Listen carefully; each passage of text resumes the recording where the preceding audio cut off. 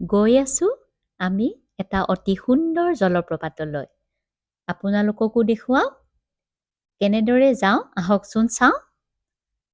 জলপ্ৰপাতলৈ যাবলৈ উকিয়ামৰ পৰা পিকনিক স্পটৰ পৰা কুলচি নৈত নাৱেৰে 1.5 কিলোমিটাৰমান দূৰত্ব যাব লাগিব। তাৰপিছত প্ৰায় আধা কিলোমিটাৰমান দূৰত্ব খোজকাঢ়িলে আমি জলপ্ৰপাতটো গৈ পাম। উকিয়ামৰ পৰা নাৱেৰে গ'লে এজনৰ 100 টকাকৈ লয়। আকৌ যদি ৰাণীখামাৰ হৈ পেলাই যায় তেতিয়া 300 টকা নে কিমান তেনেকুৱা ধৰণৰ লয়।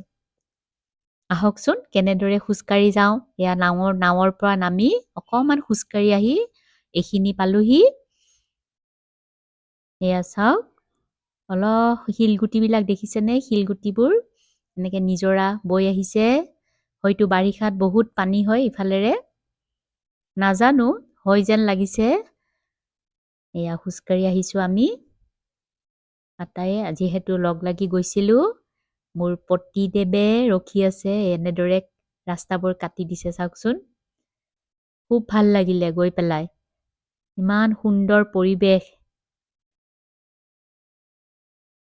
এনেদৰে খোজকাঢ়ি গৈ থাকিব লাগে ভিতৰে, কিন্তু এইখিনি অকণমান সৰু ৰাস্তা হৈ গৈছে। খুব সাৱধানে যাব লাগে।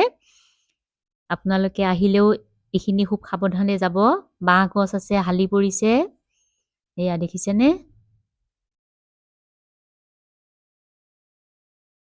এনেদৰে গৈ ওখ চাপৰ ভাগৰি গৈছোঁ। আহি পাই আছোঁ দেই আমি। শিলবোৰৰ ফাকে ফাকে যিহেতু পানী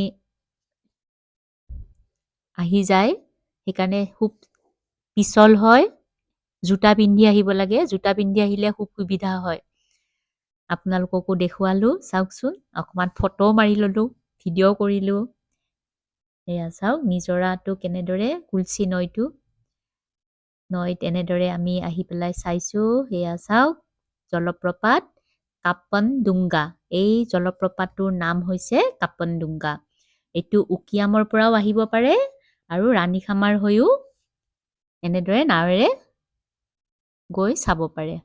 তাৰপিছত আমি আহি পেলাই আকৌ নাৱত উঠিলোঁ। সুন্দৰভাৱে বাৰ লগত ফটো উঠিলোঁ। এয়া কবিতা বাইদেউ, আমাৰ পাৰাৰ গোটেই বাইদেউ, দীপালী বাইদেউ, জুলি বাইদেউ, ধ্ৰুৱ গোটেই মোৰ স্বামীৰ লগত এনেদৰে অলপ ভিডিঅ' ল'লোঁ। খুব ভাল লাগিলে। উভতি আহোঁতে খুব সুন্দৰ পৰিৱেশ এটা আকৌ